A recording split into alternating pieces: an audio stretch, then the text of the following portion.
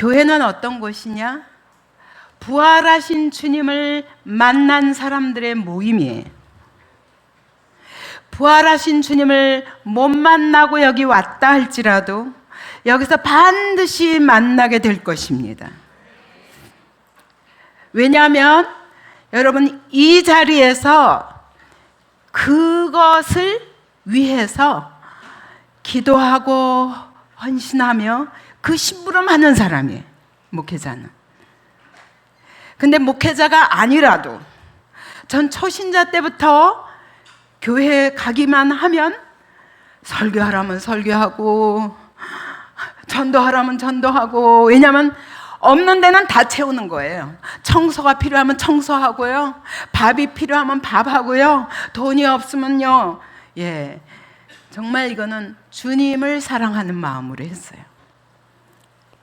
사실 평생 돈을 못 모으게 하셨죠. 지금도 그냥 주님 의지하고 살고 있어요. 근데 너무 행복해요. 주님 때문에 행복해요. 눈에 보이는 것은 없어요. 근데 늘 주님의 사랑을 느끼고 그 사랑 때문에 감격해서 복음을 전하다가 정말 죽어가는 영혼이 살아나는 거 보면 그렇게 기쁠 수 없어요. 죄를 못 깨달았던 사람이 죄를 알고 눈물 흘리고 회개하고 나 같은 죄인을 위하여 주님이 죽으셨다는 그 사랑을 알게 되는 것이 너무 기뻐요. 그게 교회예요. 제가 가슴 아픈 것은 그렇게 교회를 20년 섬기면서 지금 이 시대는 교회를 세상이 미워해요. 왜 그런 줄 아세요? 부활하신 주님을 만날 수 없어서 그래요. 교회에 답이 없기 때문이에요. 여러분을 통해서 살아계신 하나님을 보고 싶은데 여러분을 통해서 그분이 살아계심을 보지 못하면 세상은 미워하게 돼 있죠. 아니면 때로는 여러분 진짜 살아계신 하나님이 일하시는 걸 보기 때문에 미워할 수도 있어요. 그러면 축복이에요. 주 예수의 이름으로 핍박을 받으면 복이 있으리라 그래서 그분의 영광이 내 안에 임했기 때문이에요. 저는 예수를 믿으면서 원래는 예수 믿기 전에는 칭찬만 받던 사람이에요. 근데 예수 믿으면서 가정에서부터 가는 곳곳마다 미움을 받아요. 근데 그래도 행복할 수 있었던 것은 주님이 저를 아시기 때문이고 주님이 저를 사랑하시기 때문이고 내가 주님의 사랑을 알기 때문이에요. 근데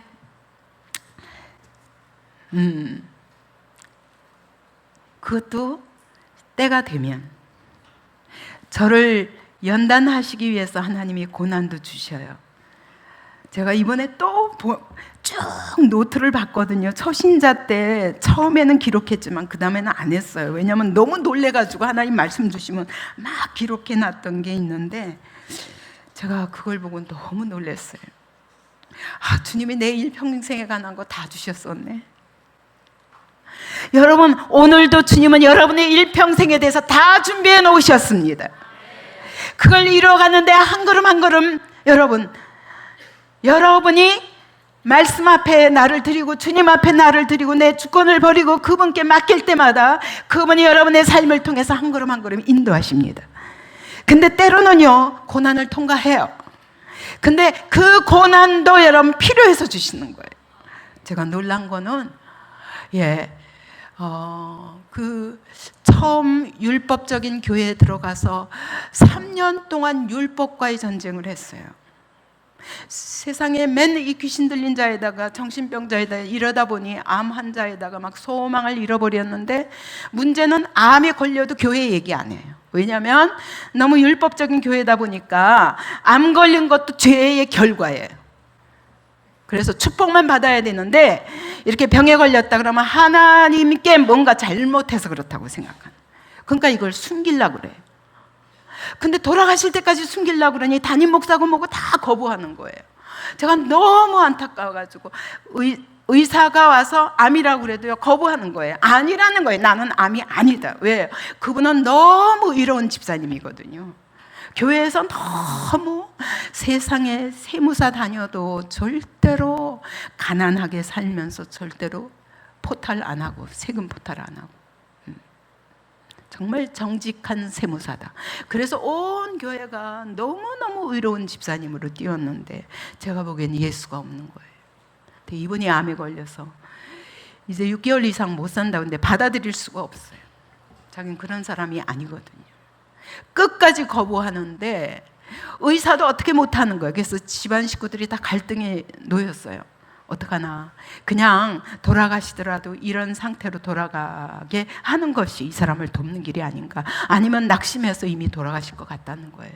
그래서 내가 그 몇 달 연장해서 뭐하게, 천국 가냐 아니냐가 중요하지. 그래서 적극적으로 가서 암이라고 얘기했어요. 지금부터 할 일은, 그분은 부활의 주님이시기 때문에 살아도 죽는다, 아니 죽어도 산다. 왜? 부활의 주님이기 때문에. 지금 내가 병이 낫느냐 안 낫느냐보다 더 중요한 거는 천국에 들어가느냐 아니냐다. 근데 천국에 들어가려면 회개하셔야만 됩니다. 이거를 선포하는 게 참 힘들었지만 그런 싸움들을 맨날 했어요. 그리고 제가 가장 괴로웠던 거는 귀신 들린 아이가 예배만 드리면 가니까, 제가 처음 가니까 아니 한 아이가 계속 왔다 갔다 하는 거예요. 아니 왜 저러지? 그랬더니 제가 조금 이상하다는 거예요. 근데 저 사람이 너무 급하니까 아이를 데리고 교회로 왔는데, 원래 천주교 신자래요. 근데 살 길이 교회에 혹시 있을까 해서 지금 데려왔는데 도울 사람이 없다는 거예요. 그래서 어떡하고 있냐 그랬더니, 아무튼 도울 사람이 없는데 이제 정신병원에 보내야 되나, 뭐 또 상담도 받아야 되나, 뭐 이런다고 그러는데, 그래서 제가 너무 안타까워서 가서 제일 먼저 그 아이부터 불렀어요.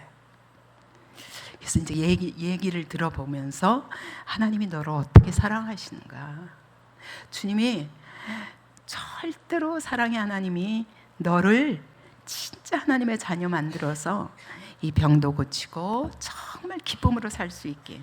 얘가 이렇게 됐는데 동기가 있었어요. 가족이 다 타고 가다가, 차 타고 놀러 가다가 교통사고가 났는데 그 자리에서 아버지는 즉사하시고, 온 가족이 다 죽을 자리에 있어서 다 제각각 병실에 누웠다가 세 식구는 살았어요. 근데 막상 깨보니 아버지가 돌아가셨다는 사실을 알았는데, 그때 그 충격에, 그 교통사고 당할 때 온 식구가 죽을 자리에 놓였는데, 그때 그 충격이 남아가지고 얘가 그때부터 모든 게 바뀌기 시작해요. 계속 귀신이 역사하는 거예요. 그래서 이제 제가 너무 안타까워서 이 아이를 붙잡고 가서 한 구석에 가서, 이제 이쪽에서 다 집회를 하시고 그러는데 얘가 계속 일어나는 하는 예배도 예배답지 못하고, 그다음에 얘를 고쳐야 되겠는데, 그래서 이제 가서 데리고 가서 복음을 전했어요. 다 전하고, 하나님이 너를 얼마나 사랑하시는지, 주님은 우리를 온전케 하시는 분이다. 그러면서 귀신 들린 자도 어떻게 내어 쫓으시고, 그리고 어떻게 고치시고, 그러니까 어떻게 멀쩡해지는지, 뭐 이런 얘기들을 다 나누면서, 자, 그래서 이 시간에 예수님을 영접하자 그랬어요. 자, 아이를 붙잡고 사랑하는 아버지 하는 순간이가 막 발발발발 떨면서 막 그냥 말을 못하는 거예요. 하나님 아버지를 못 불러요. 그래가지고 걔를 붙잡고 저쪽 구석에 가서 예수 이름으로 명하노니 이 아이에게 두려움을 주는 마귀야, 떠나가라. 이 딸은 이미 하나님의 자녀야. 네가 아무리 해도 하나님의 손에서 이 아이를 뺏을 수 없다. 그리고 선포했어요. 그리고 다시, 자, 하나님이 널 사랑하신다니까 우리 영접하면 돼. 그분이 내 안에 들어오시면 악한 마귀가 만지지도 못하는 사람 되는 거야. 그러면서 자, 예수님을 영접하자. 근데 그렇게 쫓아내고 나서 영접시키니까 영접하는 거예요. 근데 이 장면을 목사님, 사모님이 보시고, 또 신학자고 그분은 또 상담가예요. 이단이 들어왔다는 거예요, 이 교회에.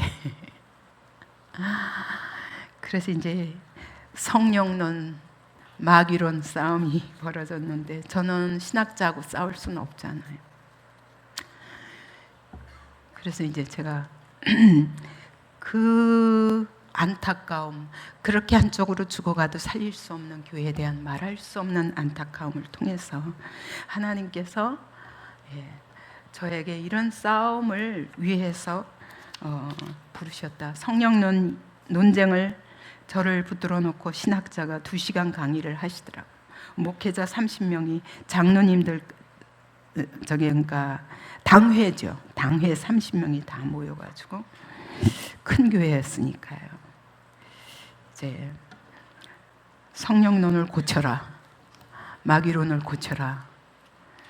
마귀는 실제 하는 존재가 아니다.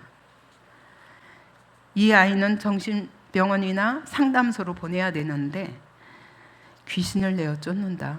귀신이란 존재가 있는 게 아니라 그것은 추상적 개념이라는 거예요. 그래서 성령론 얘기도 다 들어보니까 성령님이 실제가 아니라 이론인 거예요. 그래서 이제 제가 이건 싸울 수가 없구나.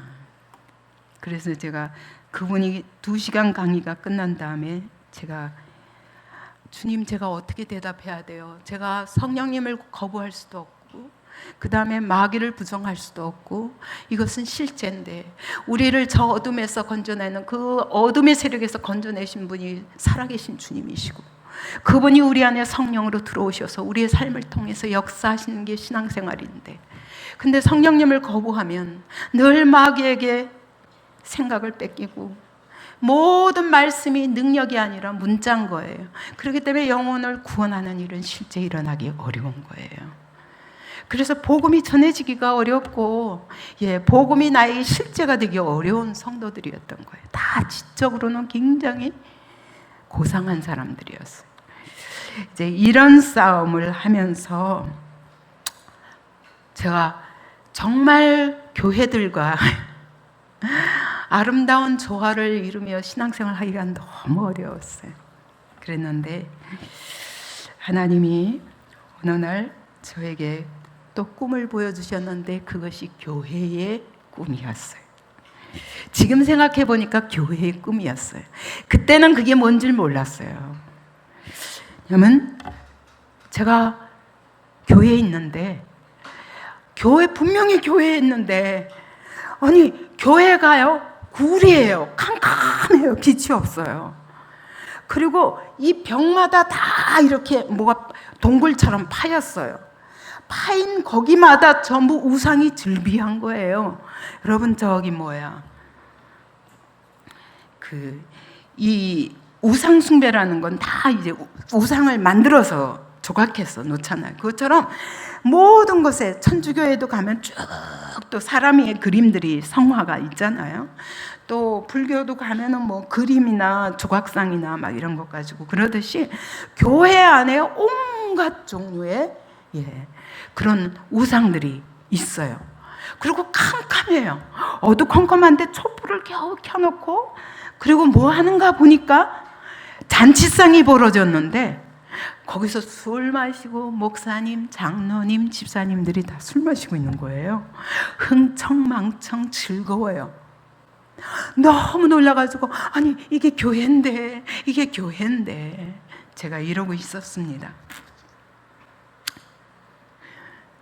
주님이 음성으로 저를 부르셨습니다. 거기서 나와라. 안 돼요. 이 교회 바꿔야지 나가죠. 너 혼자 할 수 없다. 나와라.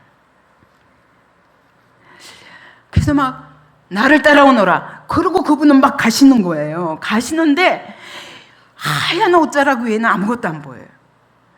너무 크신 분 같이 옷자락이 팔팔거리면서 가시는 거예요. 그래서 막 쫓아갔어요.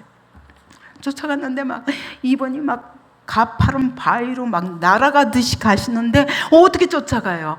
아까 여러분 요셉의 꿈 보셨죠? 막 절벽을 기어오르는데 막 내 가슴에서 막 피가 흐르고 그래도 나는 주님의 옷자락을 놓칠 수가 없어요. 그래서 막 열심히 올라가는데 막 죽을 것 같아요. 뒤로 잠깐 보니까 오, 절벽이에요. 뒤돌아보면 죽을 것 같아요. 그래서 계속 올라갔어요. 한참 올라가다가 드디어 이제 바위에, 첫 번째 바위에 올랐어요. 주님이 그 자리에서 지팡이를 드시더니 탁 치시는 거예요. 근데 그 산꼭대기 정상에 딱 치시는데 금빛 열쇠가, 번쩍번쩍하는 열쇠가 나오는 거예요. 그랬더니 이걸 주시면서 자, 이거 내 거다, 받아라. 그래서 이제 겨우 승리했네. 근데 또 가시는 거예요. 막 쫓아서 가는데 이보다 더 험해요. 막 올라가서 겨우 막 숨을 쉬고 껄떡껄떡 하면서 올라갔는데 맨 꼭대기 올라가셔서 또 반석에서 탁 치시니까 또 반짝반짝하는 금열쇠가 나와요. 자, 이거 내 거다. 감사해라. 2개나 주시네. 그러고서는 그 다음에 어떡하나 근데 또 가시는 거예요. 막 정신없이 막 쫓아갔어요. 옷자락 놓칠까봐 내가 지금 피가 흐르는지 어쩌는지 모르고 막 쫓아가는 거예요. 또 3번째 산에 오르시더니 탁 치시고 번쩍번쩍하는 금빛 열쇠가 바위에서 툭 튀어나옵니다. 자, 이것도 내 거다. 받았어요. 이게 뭔지도 모르고 그냥 받았어요. 그러시니 자, 봐라. 그리고 손가락으로 가리쳐요. 앞에 보니까 어마어마한 큰 화면같이, 영화 화면처럼 보여요. 저게 뭐예요? 많은 장정들이 막 그냥 무거운 쌀가마 같은 걸 메우고서는 막 떼를 지어가는 거예요. 저게 뭐예요? 양식이다. 어디로 가는 거예요? 내 집으로 간다. 가서 전해라. 그래서 이제 그러고는 그게 또 무슨 뜻인지도 모르고 그 다음엔 또 주님 막 가시는 거예요. 그래서 또 막 따라가려고 막 쫓아가려고 그랬더니 주님이 딱 뒤돌아보시면서 이제 따라오지 마라. 그리고 하시는 말씀이 나는 네가 지지 않는 십자가를 지러 다시 간다. 네가 지지 않는 십자가를 지기 위해서 다시 십자가에 못 박히러 간다. 저는 막 발을 동동 굴고 울었어요. 주님을 또다시 십자가에 못 박을 수는 없어요. 그리고 또 그 꿈에서 벌떡 깨났어요. 무슨 뜻이지? 내가 지지 않는 십자가는 뭐지? 금빛 열쇠는 뭐지? 근데 이거를 해석할 기도 없고 누구한테 얘기해서 설명해달라고 할 수도 없었어요. 주님이 제게 주신 것은, 그래서 항상 저는 뭐든지 받으면 말씀으로 확증해 주시면 아멘으로 받고, 말씀이 끝까지 안 나타나면 그냥 꿈인가 보다 그랬거든요. 그래서 누구한테 물을 수도 없고, 또 그때는 너무 어릴 때니까 믿은 지 불과 2년 만에 이런 꿈을 보여주신 거예요. 그때도 첫 번째 교회를 섬기고 또 다른 교회를 계속 섬기는데 맨날 이분이 너는 신학교도 안 해가지고 이게 초신자 위험하다. 그렇기 때문에 안 된다. 근데 제가 아니면 제가 전도해 온 사람들이 누구 말도 못 들어요. 왜냐하면 생명이 없으니까. 근데 제 말만 들으면 너무 좋아서 가기 싫어하고 계속 하나님 얘기를 하는데 교회 가면 졸고 있고 도무지 믿음이 안 서는 거예요. 그래서 제가 우리 같이 성경 통독하면 안 돼요, 목사님? 그래서 안 된대. 그런 거 하려면은 신학교 가라. 근데 목사님 지금 애들 5살 된 아이들 놓고서는 어떻게 신학교 가요? 그러니까 저도 너무 공부하고 싶어요. 그런데 지금은 정말 이 사람들이 성경을 읽고 싶어 하는데 저도 읽어야 되고요. 그래서 같이 모여서 저희 집에 모여서 성경 읽을게요. 같이. 안 돼. 근데 이건 주님이 말씀하셨기 때문에 전하라 그러셨거든요. 전하지 않으니까 하나님이 저를 전할 수밖에 없게 몰아가셨어요. 어느 날 철야해라. 그래서 철야하는데 내가 네게 줄 은사가 있다 하셨어요. 그게 뭔지도 모르고 철야했어요. 근데 밤에 주님이 강단에서 나오시더니 저는 안 보이죠. 왜냐하면 또 거기서 하루에 겨우 30분, 1시간 자면 다행이었어요. 낮에는 약국에서 일하고, 약국에서 맨날 일하는 게 약사면허증 떼어버리고, 그리고 거기다 십자가 달아놓고, 사람들이 오면 다 안타까운 거예요. 아니 이거 먹으면 습관성 되는데. 안 돼요. 이건 습관성이 있고 중독성이 있어요. 그래서 예수 믿으시면 돼요. 그럼 우리 식구들이 보기에는 돈을 벌겠다는 거야, 안 벌겠다는 거야? 이런 갈등이 끊임없이 있는데 나 어떻게 할 수가 없어요. 내가 정말 돈보다 일단 그 영혼이 안타까우니까 두통약을 계속 먹으면 큰일 나요. 막 말려도 약도 감기약을 줘도 아니 왜 이렇게 약을 많이 먹여. 그래서 또 연구했어요. 연구하면서 작은 분량 가지고 어떻게 감기 나을 수 있는가. 결국 증상치료 되거든요. 그래서 근본적인 치료가 아닌 것은 자꾸 말렸어요. 그러다 보니 식구들이 더 갈등 느끼죠. 지금 생각해도 참 꼴불견이었을 것 같아요. 근데 저는 오직 그냥 예수님밖에 없는 거예요. 그렇게 복음을 전하다 보니까 저를 통해서 많은 사람들이 주님 앞에 돌아오게는 됐지만 가정은 난리가 났죠. 근데 아무튼 이 꿈을 주셨는데 이 꿈을 주님이 해석해 주세요. 주님이 말씀으로 해석해 주실 때까지는 저는 그냥 이 꿈을 내려놓겠습니다. 그렇게 말했어요. 너무 중요한 꿈 같긴 한데 주님 제가 깨달을 수가 없습니다. 그렇게 하고 주님께 맡기고 기도하고 말씀을 통해서 늘 성경을 계속 읽었으니까요. 그리고 말씀을 전하고 또 설교를 듣든지 어디 가서 무슨 누가 다른 사람이 하는 말도 여기에 하나님의 뜻이 있지 않을까. 너무 하나님의 음성을 듣고 싶은데 하나님의 뜻을 모르니까 누가 말하든지 그게 목사님이든지 심지어는 우리 아이들까지도 주님 우리 아이들을 통해서라도 말씀해 주세요. 누구든지 좋으니까 제가 너무 모르겠으니까. 그게 저의 기도였어요.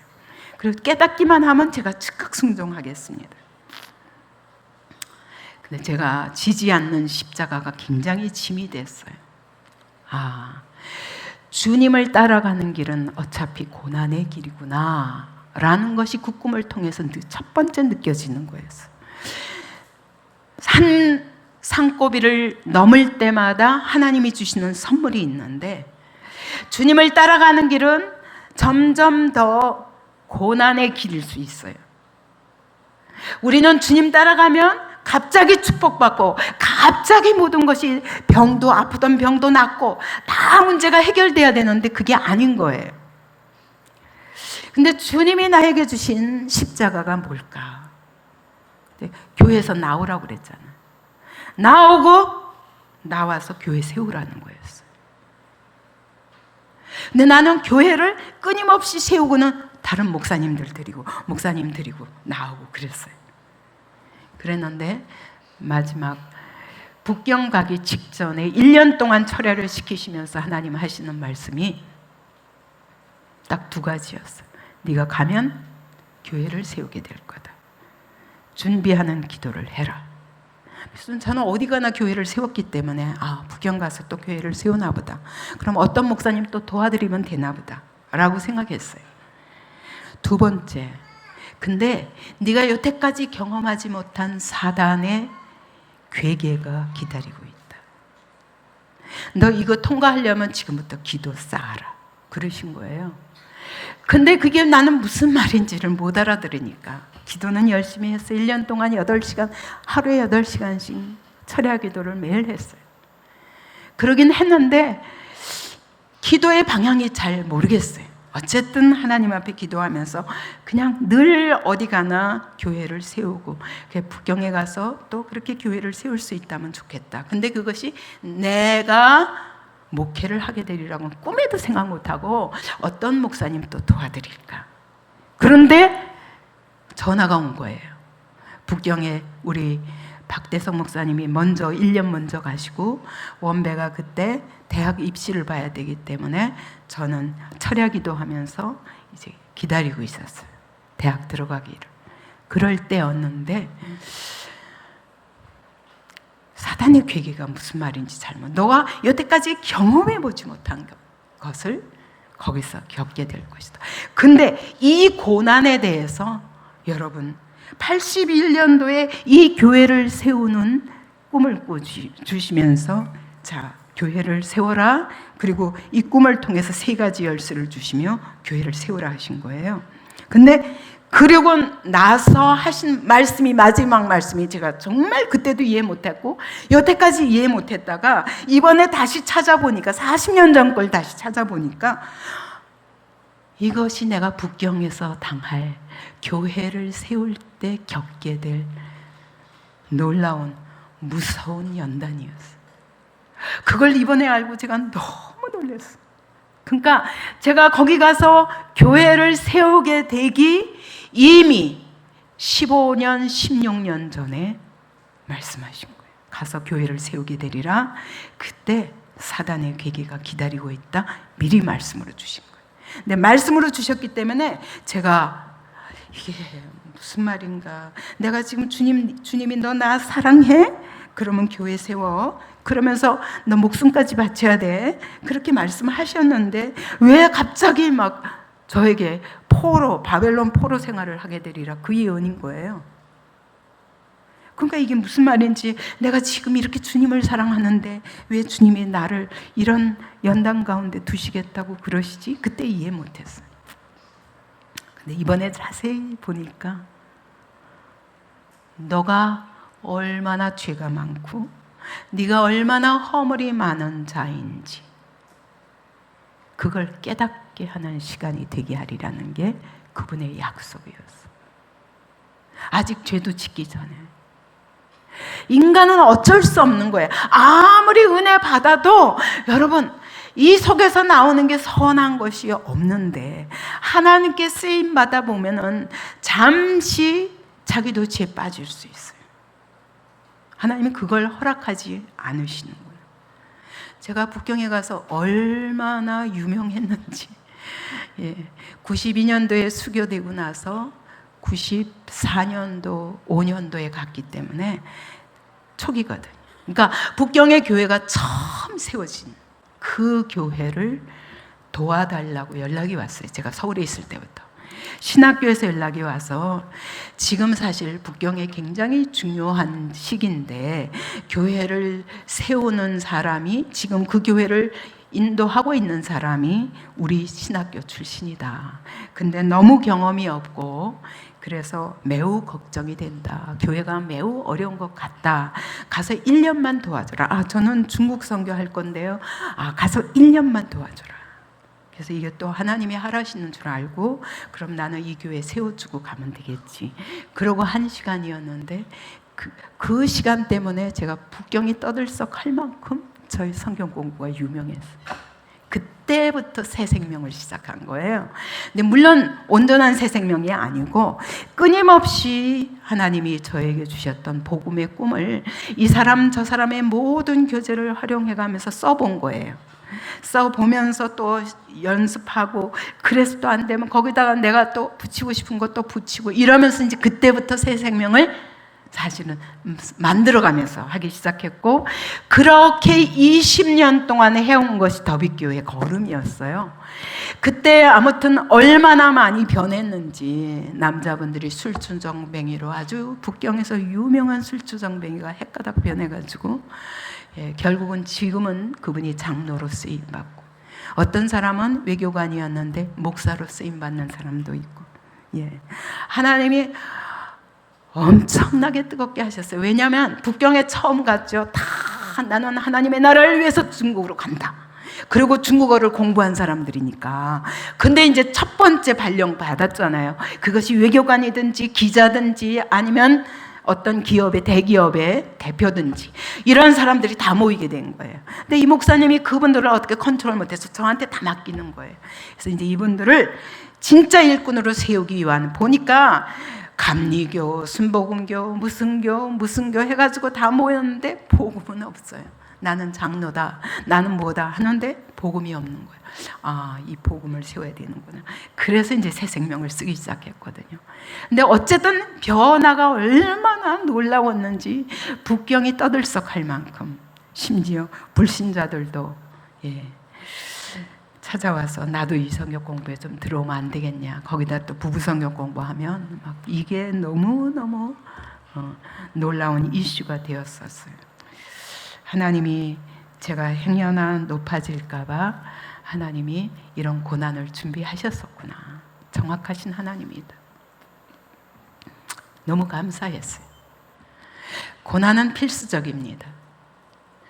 여러분, 아무리 어려운 것 같아도, 그래도 우리가 어디선가 넘어질 수밖에 없다는 걸 주님이 너무너무 잘 아시고, 저보고 뭐라고 말씀하냐, 내 창상이 중하도다, 내 상처가 심하도다, 네가 어디 가서 변명할 수 있으며 네가 어디 가서 내 상처를 싸매달라 할 수 있냐. 네가 무슨 변명을 해도 아무도 들어주지 않을 거다.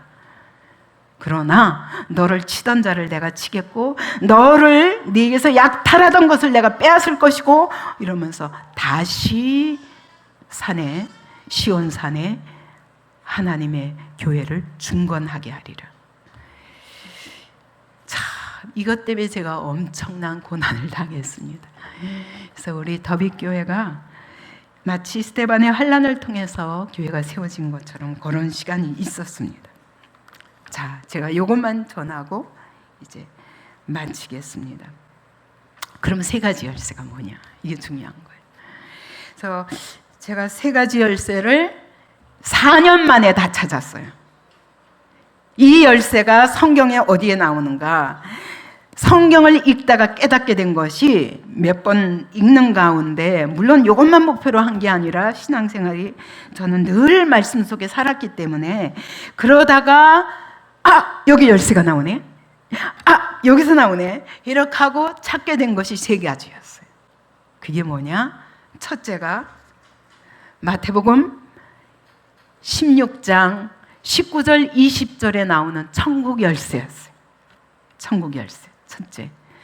두 번째가 빌라델비아 교회에게, 마지막 때 선교하는 교회에게 주님이 약속하신 것이 다윗의 열쇠였어요. 다윗의 열쇠구나. 세 번째, 누가복음에서 나와요. 그게 뭐냐? 여러분, 유대인들은 다 성경을 알아요. 모세오경을 달달달달 외우는 사람들이고, 여러분 성경이 빠삭해요. 더군다나 율법사 바리새인들은 하나님의 말씀을 연구하는 사람이에요. 율법사는 뭐냐? 성경을 늘 필사하는 사람이에요. 그래서 이게 성경 두루마리를 만들어요. 이게 몇 년 걸려요. 성경 한 권. 평생토록 이걸 쓰고 율법을 공부하는 사람들이에요. 이런 사람들이 그렇게 성경을 잘 아는데, 막상 성경이 말씀하신 그 메시아가 오셨을 때 무섭게 거부합니다. 그리고 결국 예수를 십자가에 못 박아 죽였습니다. 그럴 때 주님이 하신 말씀, 예수님이 말씀하시는 것마다 걸고 넘어져요.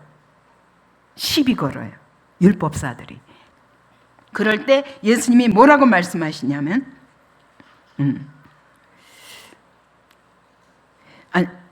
너가 지식의 열쇠를 가지고도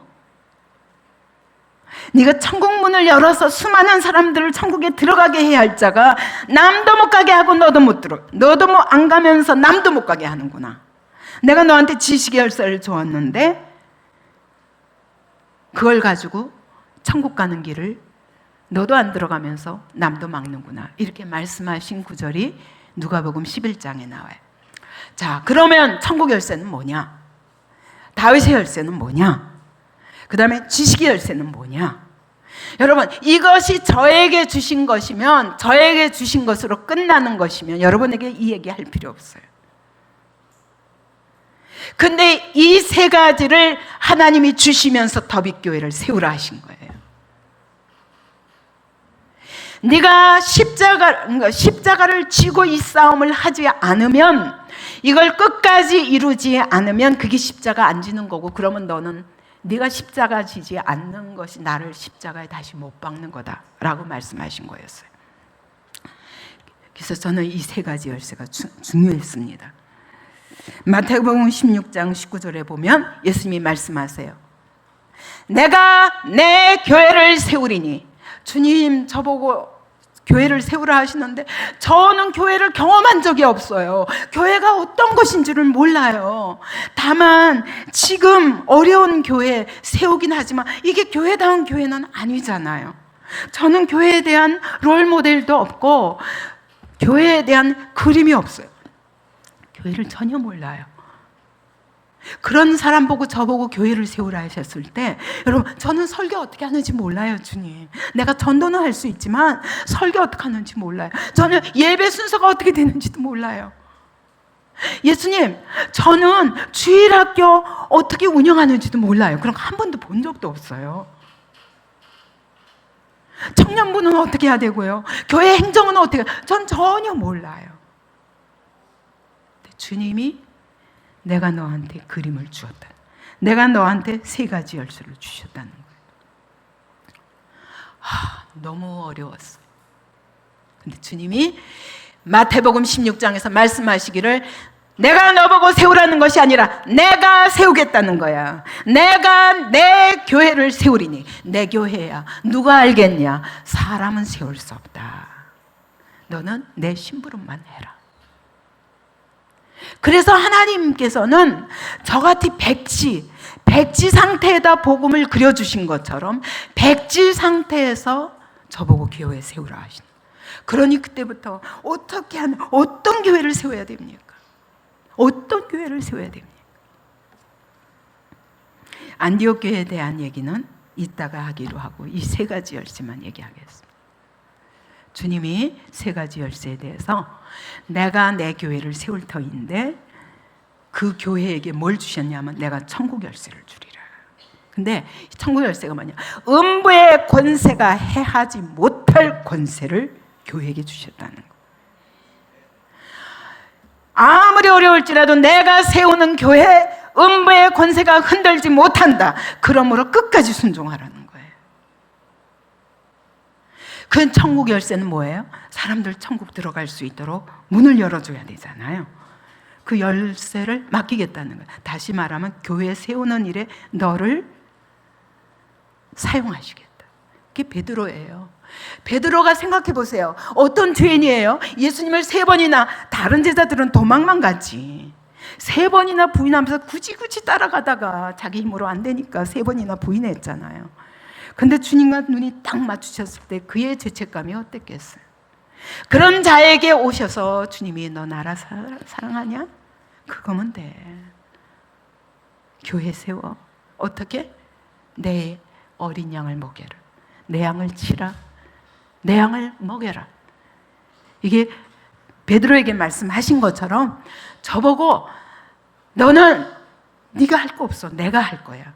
그러니까 너는 심부름만 해. 내가 너에게 복음 줬잖아. 복음 줬잖아. 그리고 제가 북경교회 세우러 북경으로 떠나기 1년 전에 철야기도 하는 동안에 저에게 명령하셨어요. 복음을 전할 수 있는 교재를 만들라고. 그게 몇 년도냐면 94년도였어요. 93년, 4년도였어요. 와. 근데 지금 2018년도에 완성했어요. 그러면 저에게 있어서는 이 새 생명을 정리하는 일이 평생이었어요. 평생이었어요. 여러분, 이번에 나온 책입니다. 이제 지금은 제가 신학교 교수님들께 다 보냈어요.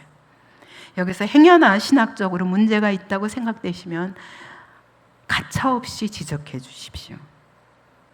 저는 한국교회를 섬기고 싶습니다. 그랬어요. 왜 표지 그림을 이렇게 그렸냐? 저는 복음의 씨앗을 받았어요. 그 씨앗이 이런 나무로 자랐는데 40년 걸린 거예요. 처음에는 다 씨앗으로 심겨집니다. 근데 그 씨앗에 생명이 다 담겨 있는 거예요. 그 씨앗에 모든 것이 다 담겨 있는 거예요. 근데 이것이 자라가는 과정은 필요합니다. 저한테는 40년 걸렸어요. 그것이 이런 나무로 자라기까지 하나님께서 저를 40년 동안 훈련시키셨으니, 그래서 뿌리 깊은 나무, 땅에다 딱 박고 세상의 풍파나 어떤 것도 흔들 수 없도록, 음부의 권세가 흔들 수 없도록 그렇게 견고한 나무, 생명나무를 여러분의 가슴 속에 심어주고 싶어요. 여러분의 삶을 통해서 이 나무가 이제 저 하나 이거 하는데 40년 걸렸다면, 여러분 이 복음 위에서 이거 들고 나아가서 여러분이 가는 곳곳에 교회를 세우는 사람들로 세우기를 원합니다. 이게 저의 꿈이에요. 뿌리 깊은 나무. 뿌리 내리는 게 하루 이틀에 걸리는 게 아니에요. 그래서 여러분 절망하지 마세요. 지금 여러분이 아는 그 정도에서 만족하지 마세요. 더 알기를 사모하세요. 제가 지금까지 40년 동안 이 길을 걸어올 수 있었던 이유는 딱 하나예요. 어떻게? 주님, 왜 이렇게 마음에 안 들죠? 주님, 이게 틀리지 않았어요? 왜 이건 이렇죠? 끊임없는 질문. 끊임없이 또 고치고 또 고치고, 온전한 것이 나올 때까지 저 안 나올 것 같았어요. 작년까지도 안 나올 것 같았어요. 내 머리는 안 돼요, 주님. 제발 내 머리와 내게 주신 이 능력 가지고는 도저히 안 돼요. 설명할 길이 없어요. 그랬는데 주님이 작년에 그렇게 두 손 들고, 내가 이렇게 노력했지만, 30몇 년을 노력했지만 주님 저 안 될 것 같아요. 그러던 순간부터, 그러나 주님이 눈을 열어주시고 주님이 하시고 싶은 말씀을 내 귀에, 내 입에 두시면 제가 하겠나이다. 그리고 또 썼어요. 또 마음에 안 들어요. 또 썼어요. 또 고쳤어요. 또 고치고 또 고치고. 근데 이거를 드디어 작년 말에 하나님께서 정말 몇 개월 안에 하나님이 마치 그림을 주시듯 완전히 떠오르게 하셨어요. 이런 교재가 있다면 제가 쓸 필요가 없죠. 이것 가지고 복음을 정확하게 설명할 수 있고, 왜 한국교회가 실패했는가? 왜 종교개혁 500주년 전에 그 놀라운 그 로마 교황청과의 그 싸움, 기득권과의 싸움, 복음 아닌 율법과의 싸움, 형식과의 싸움, 그잖아요. 가톨릭의 가장 중요한 건 형식이 더 중요하잖아요. 이런 것들 모든 껍질을 벗기고 말씀, 믿음, 그죠? 예수 그리스도의 복음, 이렇게 선포하는 일을 성공했는데 왜 기독교 500주년 맞은 작년에 왜 답이 없습니까? 왜 하나님의 교회가 답이 없습니까?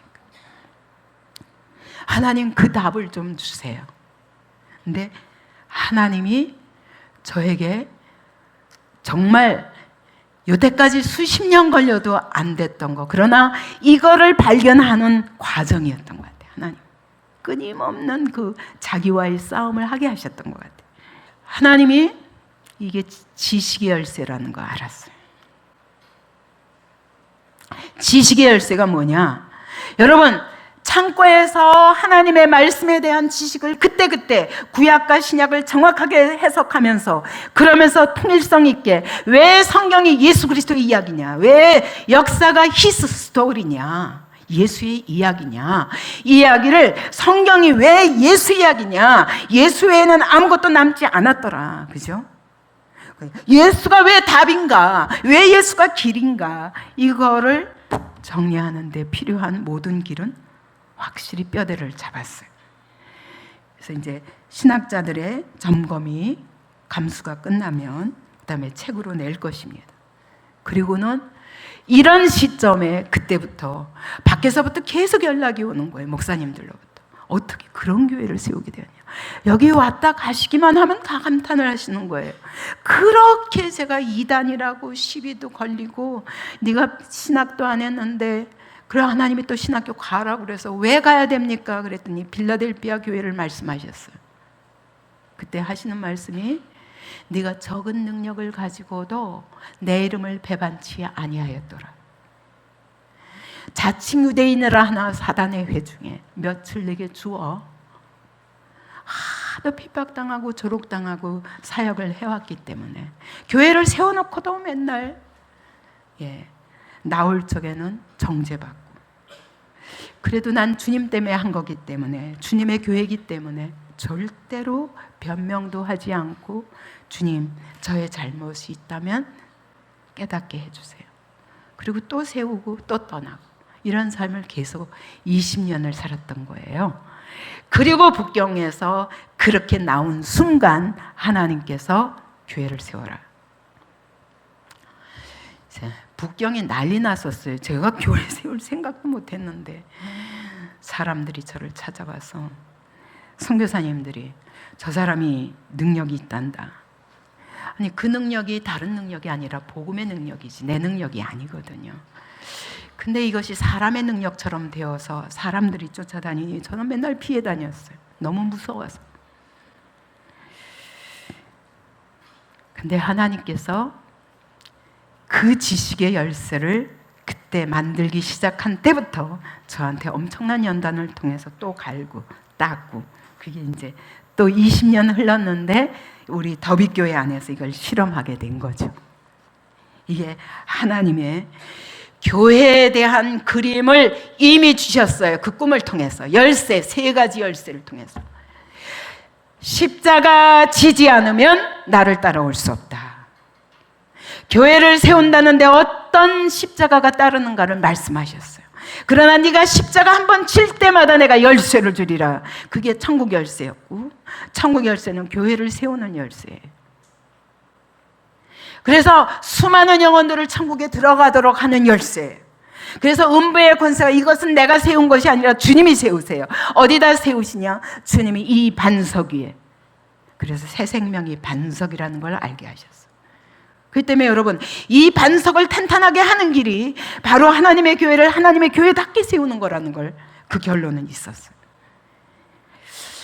그래서 천국 열쇠, 두 번째 열쇠가 두 번째 열쇠 하기 전에 지식의 열쇠예요. 근데 이 지식의 열쇠 뭐냐? 신약 구약을 다 모아다가 예수 그리스도로 다 파는 거예요. 왜 예수냐? 예수가 무슨 일을 하셨길래, 그분의 그 승리가 어떻게 우리의 것이 되는가, 이 모든 것들에 대해서 신구약을 다 해서 딱 제시할 수 있어야 되는 거예요. 이게 지식의 열쇠라는 거 알았어요. 율법사들과 싸울 수 있는 열쇠. 율법사들은 성경은 알지만 그러나 영혼을 살려서 천국에 들어가게 할 수는 없어요.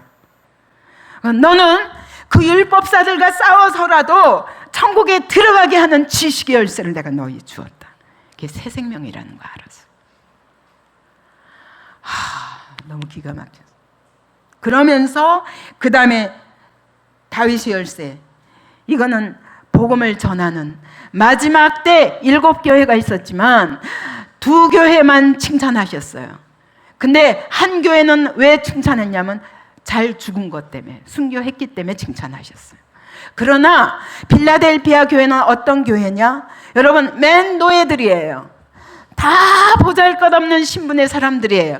그 사회가 멸시하는 사람들만 모인 교회예요. 제가 깜짝 놀란 것은 여러분, 빌라델피아 교회 목사가 최초의 여성 목사였다는 거예요. 깜짝 놀랐어요.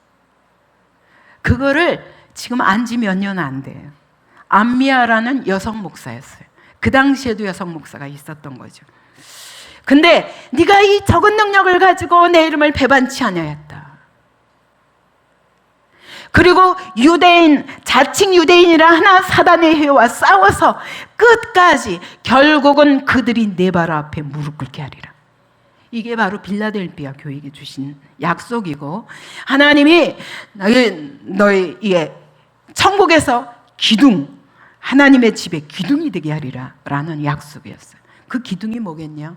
예수 그리스도의 복음이에요. 그런데 이 교회들을 세우려면 너가 반드시 통과해야 될 게 있어. 통과해야 될 게 있어. 그게 세 개의 십자가인 거예요. 세 개의 십자가와 세 개의 열쇠의 꿈이었어요. 그러면 이 십자가는 어떤 십자가입니까? 여러분, 교회를 세우기 위해서 제가 현모양처가 저의 꿈이었는데 하나님이 내 가정을 세울 수 없는 것에 대한 말할 수 없는 눈물과 아픔을, 그런 아픔을 겪으면서 여기까지 왔습니다. 저는 우리 가족에게 말할 수 없이 감사합니다. 하나님이 오죽하면 35살에 저를 죽을 고비를 넘기게 하시면서 우리 박대성 목사님이 그때 사실 늘 나는 하나님의 사이다 그러셨거든요. 하나님의 아들이 아니야. 하나님의 사이다. 왜냐하면 이 사람이 하나님의 딸이니까. 그런 믿음이었는데 그때 하나님이 본인의 고백을 받아내셔서 저를 수술실에 가둬놓고, 저희 남편은 홍콩에 있으니 오지도 못하고 제가 사는지 죽는지도 모르겠는데 의사는 소망이 없다 하고, 그거를 나는 내 말로 전할 수도 없었고, 그런 상태에서 홍콩에 막 특파원으로 막 발령되는데 갔다가 가자마자 돌아올 수는 없게 하는 거예요. KBS에서 절대 안 된다. 그래서 본인이 저한테 3번이나 편지를 보내셨어요. 그 편지가 병원으로 편지를 보내셨는데 나도 대화할 수 없어요. 왜냐하면 수술하고 나서 전화, 국제 전화로 막 그냥 콜렉트 콜로 병원에서 받아가지고 KBS 사장이 병원에서 받으라, 서울대학 병원장에게 연락하고 병원장이 또 의사들에게 얘기해서 홍콩에서 오는 전화 무조건 콜렉트 콜을 받아라, 그리고 저 환자에게 전해줘라. 그래서 이제 가서 받았어요. 수술하고 다음 날인가 한 하루 이틀 됐을 것 같은데 전화를 받았는데 괜찮아 그러면서 물어보는데 대답을 할 수 없었어요. 왜냐하면 목소리가 안 나올 정도로 심각하게 수술을 한 거예요. 그때 건드려진 성대, 그때 건드려진 식도, 그때 건드려진 기관지, 이 모든 게 유착돼가지고 소리가 나오질 않았어요. 1년 동안 저는 찬양을 못했습니다. 네, 얼마나 눈물을 흘리며 내가 찬양할 수 있었던 데가 얼마나 감사한 때요. 지금도 나이 먹으니까 소리가 안 나오더라고요. 예전에 한 옥타브 내리면 아니 어떻게 찬양을 저렇게 부를 수 있을까? 아니 소리를 좀 높여서 내시지. 저는 제일 크게 불렀어요. 요즘은 늙으면 이렇게 되는 거구나. 여러분 그렇게 되기 전에 찬양 마음껏 하시기 바랍니다. 목소리 높여 내 영혼을 다해서 부르시기 바랍니다. 그래서 제가 전화를 받았어도 대답을 할 수가 없어요. 이런 소리밖에 안 나오는 거예요. 그 얼마나 놀랐겠어요. 그래서 너무 급해가지고 호텔 침대를 붙잡고 주님 이 딸만 살려주시면 이 딸은 내 아내가 아닙니다. 주님의 딸입니다. 주님이 남편이십니다. 주님 받으세요. 하나님이 이 고백을 받으시고야 마셨어요. 그래서 우리 박 목사님이 진짜 많은 것을 희생하시며 여기까지 오셨어요. 교회를 세워야 되지만 방 6,500만 원짜리 전세방에 살고 있었는데 전 재산이었어요. 근데 모여서 예배를 드리려면 뭔가 땅이 있어야 돼요. 이게 이렇게 13평, 18평 여기서는 예배를 드릴 수가 없어요.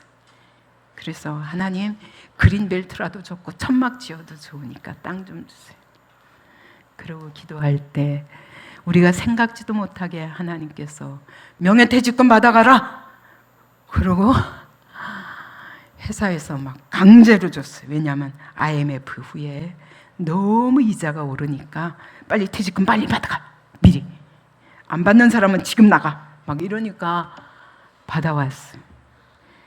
그것을 전액 주님께 드려서 이 교회의 시작이 되었습니다. 하나님의 은혜 얼마나 세밀하게 간섭하셨는지. 여러분, 더빛교회는 3가지 열쇠를 받은 교회입니다. 여러분, 천국의 열쇠를 받았습니다. 음부의 권세가 해하지 못할 줄 믿습니다. 주님 오시는 날까지 저는 기도가 그거예요.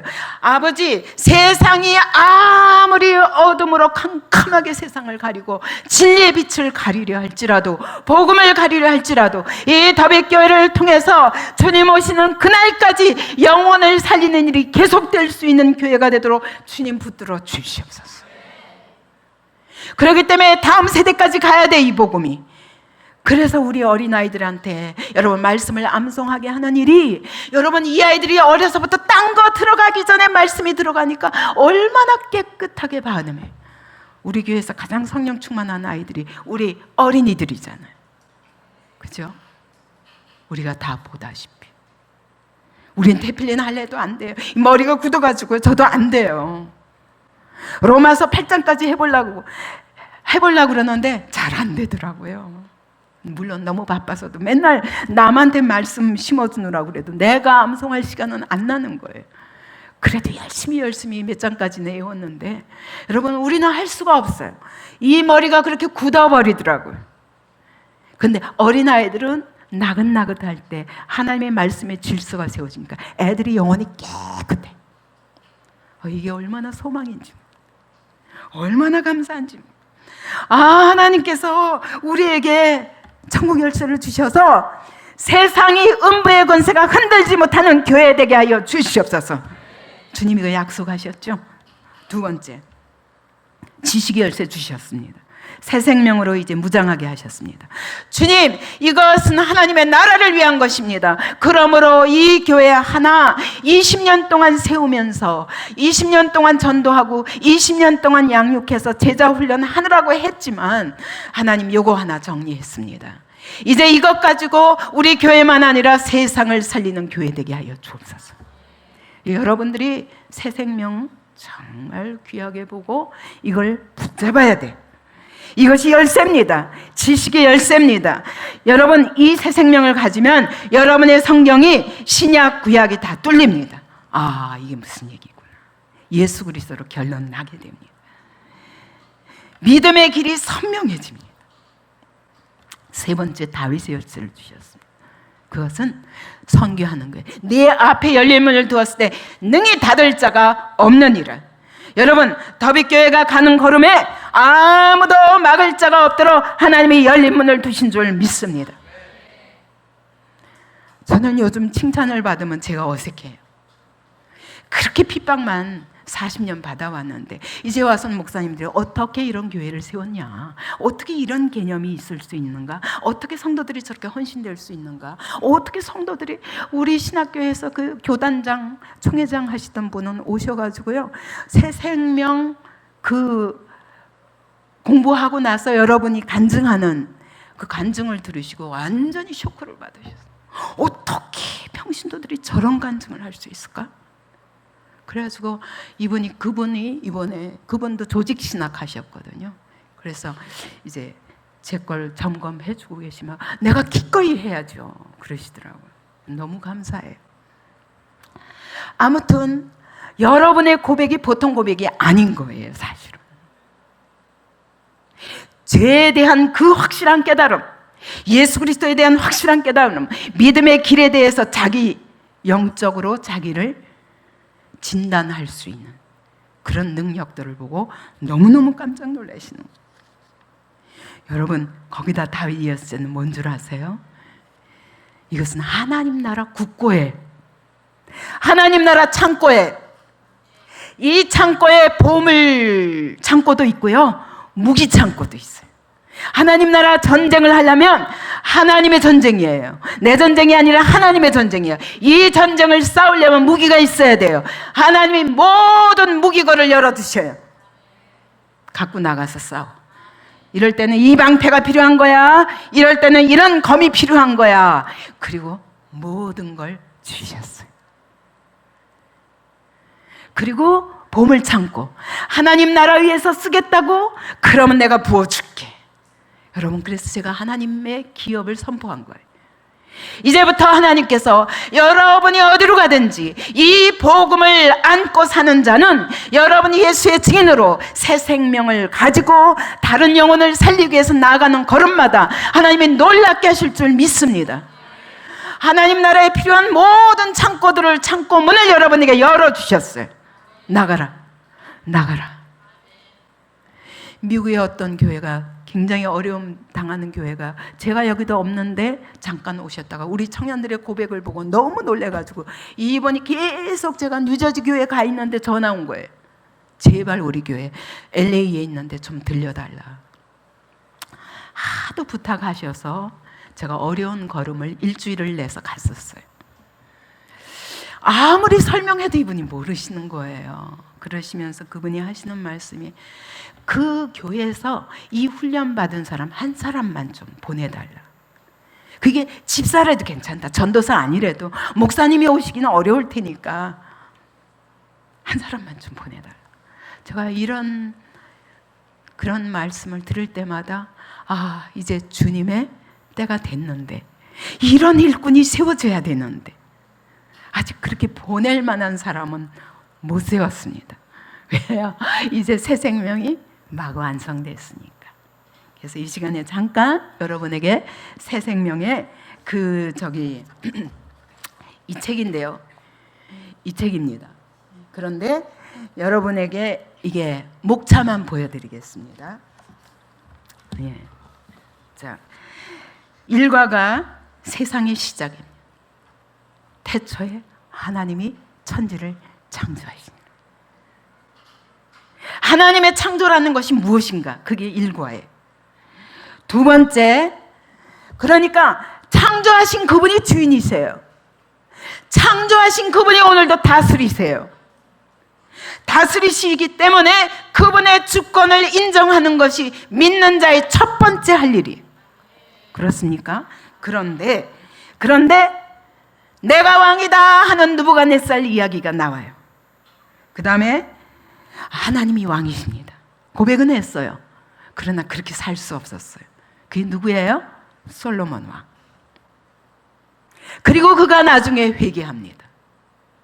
그가 인생에 대해서 결론을 내립니다.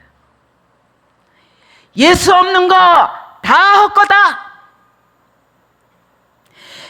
해 아래에 있는 인생, 해 위에 계신 주님을 보지 못하는 인생은 다 헛거다. 그러므로 우리가 할 일은 오직 그의 말씀을 지키는 것뿐이다. 그게 인생의 전부다. 왜냐? 심판이 있기 때문이다. 이 결론이에요. 그런데 세 번째 인생이 있어요. 그게 누구예요? 다니엘과 세 친구처럼 하나님이 왕이십니다가 그 바벨론 땅에서 포로 신세인데도 목숨 걸고 준 거예요. 근데 하나님은 어떻게 하셨어요? 그들의 인생을 통해서 하나님이 그 땅에 놀라운 살아계신 하나님의 영광을 드러내시는 거예요. 맞습니까? 결국 우리 인생은 세 가지 중에 하나.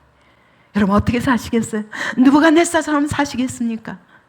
아니면 솔로몬처럼 사시겠습니까? 그러다가 나중에 회개하고 눈물 흘리면서 주님 잘못했습니다. 인생이 다 헛거다. 아니면 다니엘과 세 친구처럼 내가 바벨론 포로가 될지라도 어떤 절에 있든지 살아계신 하나님의 증인으로 살 것인가. 그럴 때 여러분의 생애를 통해서 하나님은 온 세상에 하나님의 살아계심을 선포하고 싶으세요. 어떻게 하면 그런 믿음으로 자라갈까? 그 두 번째 거예요. 그걸 자라가기 위해서 세 번째 필요한 게 성경은 어떤 책? 성경 어떤 책인가? 결론은 그거예요. 말씀이 곧 하나님이시다. 그 하나님의 목적은 뭐냐? 우리에게 생명을 주기 위한 거예요. 그 안에 생명이 있었나니 이 생명이 사람들의 빛이라. 여러분, 이 생명 받으시기 바랍니다. 여러분이 받으면 전할 수 있습니다. 네 번째, 하나님 누구신가? 한마디로 그분은 나타내신 하나님이에요. 계시 하나님이에요. 그래서 우리에게 성경을 주셨어요. 이것은 하나님 자신에 대한 소개예요. 내가 누군지 알아? 여러분, 성경을 사모하시기 바랍니다. 여러분, 이 성경 속에서 수천 년 역사 속에서 살아계신 하나님을 볼 수 있습니다. 아브라함에게 함께 하셨던 그 하나님이 나의 하나님이에요. 이삭에게 함께 하셨던 그 하나님이 나의 하나님이에요. 다윗에게 함께 하셨던 그 하나님이 나의 하나님이에요. 나는 다른 사람의 간증, 남의 간증, 내 간증 다 합해서 다 내 간증이에요. 왜요? 동일한 하나님이잖아요. 그잖아요? 전 그래서 성경이 너무 좋아요. 여기 너무 많은 간증들이 들어있잖아요. 이 간증이 다 내 간증이 되길 원해요. 여러분, 그러면 가장 사모할 목마른 것이 여러분 말씀이라야 되죠. 왜 이 말씀을 나누고 자꾸 허공을 치면서 하나님 살아계시면 좀 나타나 봐요 하지 마세요. 하나님이 누구신가? 그분은 구원의 하나님, 나를 구원하기 위해서 역사 속에서 끊임없이 말씀하신 하나님. 그게 성경이에요. 다섯 번째, 사람은 어떤 존재인가? 하나님 왜 우리를 이렇게 지으셨는가? 어떻게 지으셨는가? 어떻게 하면 그 영광스러운 삶을 살 수 있을까요? 그 어디서부터 우리가 잃어버렸냐? 왜 이렇게 고장난 인생이 되는 거야? 죄야. 말씀에서 빗나간 거야. 그 죄의 결과가 우리의 삶에 어떤 불행과 어떤 고통과 어떤 죽음을 가져왔는지, 그것이 칠과입니다. 그러나 그분은 그게 끝이 아니야. 그래서 예수 그리스도를 보냈었어. 유일한 구원자 예수. 그럼 어떻게 해야 돼요? 그분을 보내셨는데 왜 믿는 자가 있고 안 믿는 자가 있어요? 믿음이 무엇인가? 진짜 믿음이라는 게 뭔가? 구원받는 믿음이 무엇인가? 그게 구가입니다. 그럼 구원받았으면 이제 됐다? 아닙니다. 이제 시작이에요. 구원의 세 단계가 있다. 칭의, 성화, 영화. 영적 전투의 삶. 그러면 이제 나를 의롭다 하셨지만 의롭지는 않아. 옛 습관이 여전히 있고 옛 생각이 그대로 있고 이것과의 전쟁을 안 하면 안 돼. 그게 영적 전투의 삶.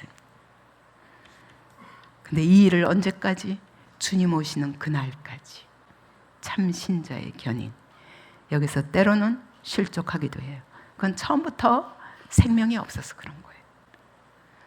여러분, 그렇기 때문에 이 생명을 받는 것이 너무 중요한 거예요. 제가 아무리 이 제목을 바꾸려고 해도 새 생명이라는 제목에서 안 바꿀 수가 없어요. 왜요?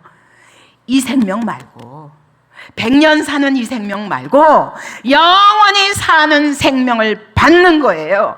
받으면 오늘 내가 발 디딘 이곳이 바로 천국입니다. 그때 가서 천국 들어가는 거 아니에요. 오늘 내 삶 속에서 천국을 누리고 사는 거예요. 주님이 내 안에 들어오셔서 그 부활 생명으로 역사하시며 내가 볼 수 없는 천국을 오늘 이 땅에서 경험하며 살 수 있습니다. 이게 신앙생활이에요. 아멘. 주님이 우리에게 세 가지 열쇠를 주셨습니다. 여러분, 이 교회 안에 있으면 여러분이 가만히 귀 기울이고 듣기만 하고 있어도 여러분이 반드시 그렇게 잘할 줄 믿습니다. 세상을 살리는 자로 여러분을 쓰실 줄 믿습니다. 여러분의 이후의 생애에 대하여 여러분 소망 가지세요. 여러분, 말씀 듣기만 하면 돼요. 듣고 살면 돼요. 살 때 내 것이 됩니다.